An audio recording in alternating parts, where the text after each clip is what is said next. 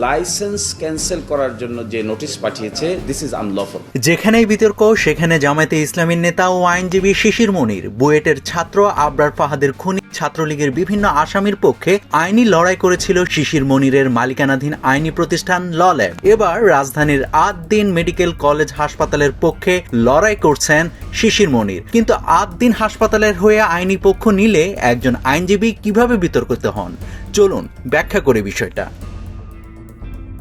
27 মে রাজধানীর মগবাজারের আদ-দ্বীন হাসপাতালে একসঙ্গে 6 জন নবজাতকের মর্মান্তিক মৃত্যুর ঘটনা ঘটেছে।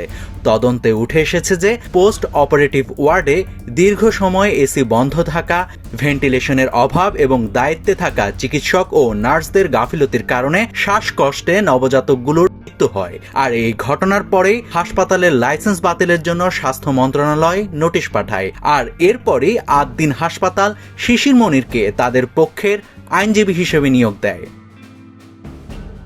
আজ শনিবার রাজধানীর একটি হোটেলে আয়োজিত এক সংবাদ সম্মেলনে শিশির মনির বলেন, 6 নবজাতকের মৃত্যুর ঘটনায় স্বাস্থ্য মন্ত্রণালয় হাসপাতালের লাইসেন্স বাতিলের জন্য যে নোটিশ দিয়েছে তা আইনসম্মত নয়। হাসপাতাল কর্তৃপক্ষ এই নোটিশের বিরুদ্ধে প্রয়োজনীয় আইনি ব্যবস্থা গ্রহণ করবে।